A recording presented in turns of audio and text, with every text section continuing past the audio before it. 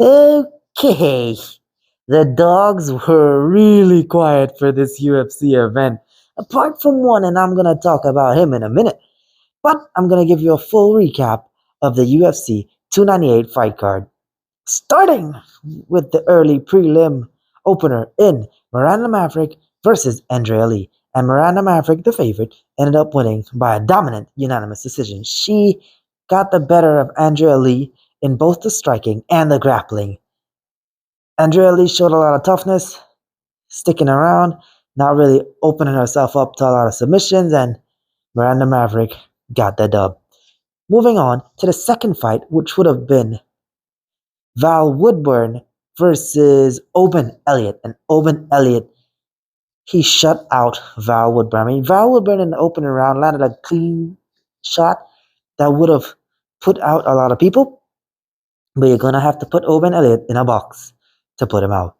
Oben Elliott showed great toughness, pushed him against the cage, got the takedown, and secured his back, riding him out for the entire round, threatening chokes. Val Woodburn with some decent defense, but I mean, I see it as Oben Elliott not being able to finish a choke, and that's basically what happened for the entire fight. Just takedown, ground control, and Oben Elliott cruised to a unanimous decision victory.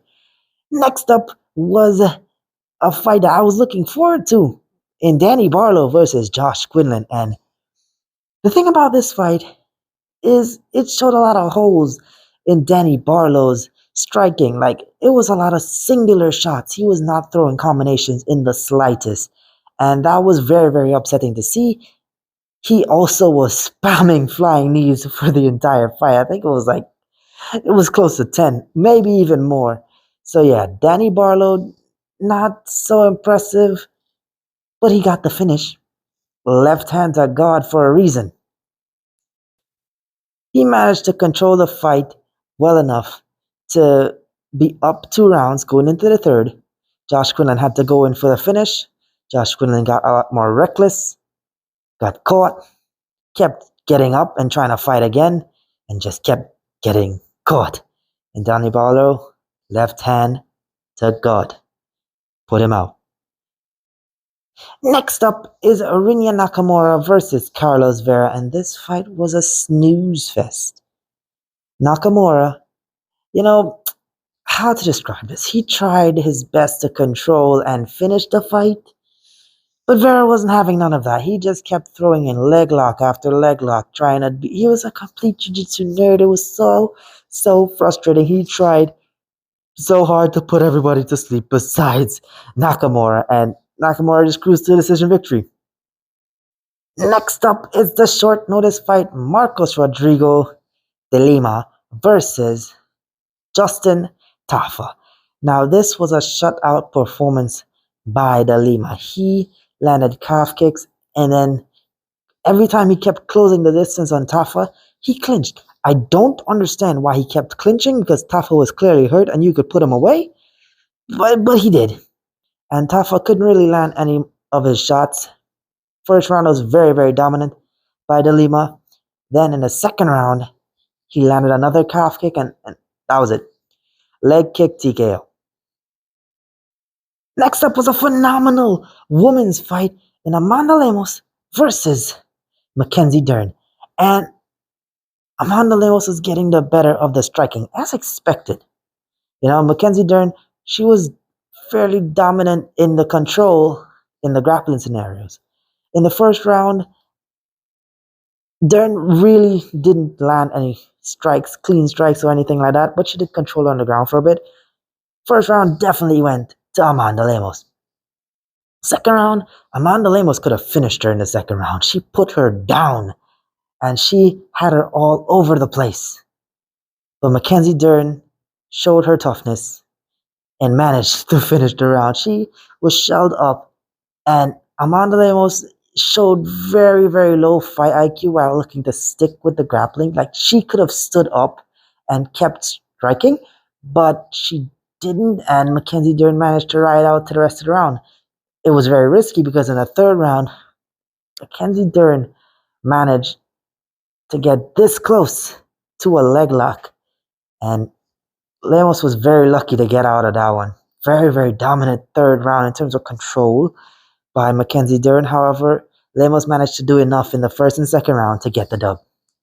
Next up is Anthony Fluffy Hernandez versus Roman Kopylov. And this fight, it showed exactly how durable and incredible Fluffy Hernandez is. Fluffy Hernandez, he survived some clean shots by Kopylov, showing his durability, and in the second round managed to get Kopylov's back, kept going for rear naked chokes. Kopylov fought off for very long, actually fought the hands. It was a palm-to-palm grip, fought the hands about 2 times.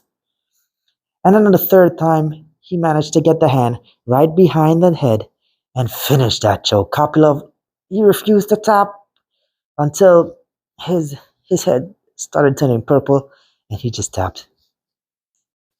Next up would have been Merab Dvalishvili versus Henry Cejudo, and it was a snooze fest, as I said.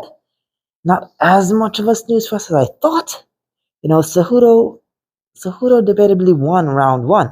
I'm saying debatably. In my opinion, Cejudo won round 1. But Dvalishvili's pressure just got to him. He just getting takedown after takedown after takedown. Even got the better in the striking. Henry Cejudo looked like a shell of himself, and he couldn't even secure proper takedowns against Dvalishvili. Dvalishvili is a force to be reckoned with, and he should definitely get a shot at the title next. Next up is a fight that really disappointed me in Ian Garry versus Jeff Neal. And this fight, I'm gonna tell you, it went to decision. Jeff Neal, he didn't show that great fight IQ. Like Ian Garry for the entire fight was throwing a knee up the middle and then a hook. And that was landing continuously. And Jeff Neal just shelled up like this, marched forward a bit, grabbed him, pushed him against the fence, did no damage, didn't really do anything to win the round. He had a lot of control time with 0 damage in that control time. And Ian Garry managed to squeak out a decision based off a clean, long, rangy shots with his legs and his hands. And Jeff Neal actually thought he won. One judge actually gave it to Jeff Neal. It was a split decision. If I didn't put money on him, I would have said that Ian Garry won. Being unbiased, I can see why Ian Garry would have won, but it was a very boring fight, to say the least. Next up is the co-main event of the evening. Definitely the best fight of the entire night. Robert Whittaker versus Paulo Costa. And this was a stand-up war for the entirety of the fight. Robert Whittaker was getting the better of him in the striking in round 1. Paulo Costa was landing some clean shots.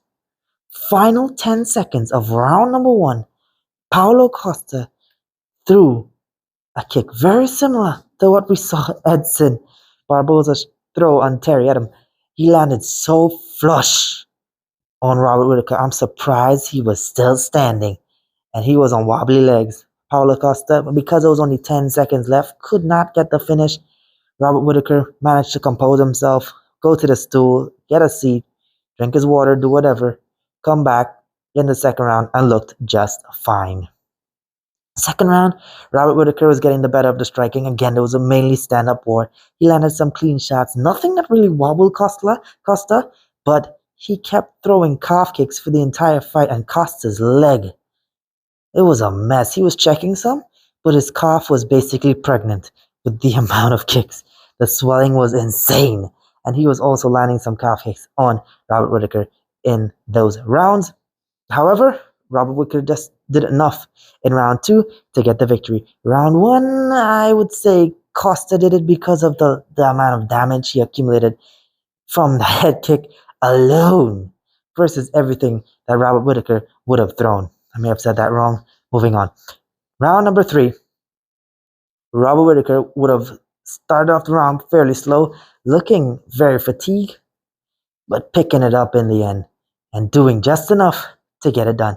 He landed some very, very clean shots. Paulo Costa was trying to egg him on into having a slugfest. Robert Whittaker, way too wise for that. He decided to pick his shots very wisely and get the round. Unanimous decision by Robert Whittaker. Moving on to the main event of the evening. And this is the only underdog that managed to get the victory. I'm talking about the new UFC featherweight champ, Ilya Tuporia.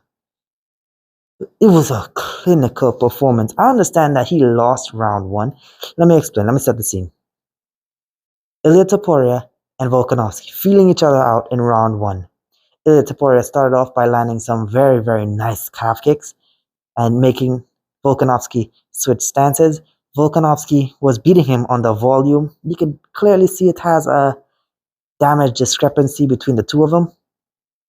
Ilya Tuporia landed some harder shots, but nothing too critical on Volkanovski, and Volkanovski landed more.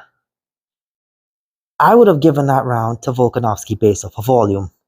In the second round, Tuporia started to pick it up, backing Volkanovski to the fence, landing some much better shots. However, Volkanovski, being the dog that he is, picked himself up. Well, not picked himself up, but he picked up and managed to land some really nice combinations on Tuporia. However, Tuporia, he just threw a combination on Volkanovski, backing him up to the fence. No shot really landed cleanly. However, he put a palm to Volkanovski's face and then threw a hook from hell, putting Volkanovski out cold, and he was out for a while. Volkanovski, I hope you recover, but damn, what a shot! That was insane by Ilya Tuporia, and new. And that was how UFC 298 went. Be sure to leave a like, comment what you think about UFC 298, subscribe, follow me on TikTok, follow me on Twitter, join the Patreon and support the channel, and I'll see you in the next one. Until then, game time. Next up is Miyang Zhang versus Brendan Roberio, or Brenton Roberio, whatever his name, Roberio. Sorry for butchering the names, guys. This one was a slobber knocker, where both guys were swinging for the bleachers. Roberio was getting the better of the striking. I mean, it's only one round, not much to judge it off of, but he was getting the better of the striking, landing clean combinations, using his reach very well. He landed a punch, and Zhang was complaining about an eye poke. Roberio kept the pressure on, and Zhang landed a clean shot, putting him out. On to the next one.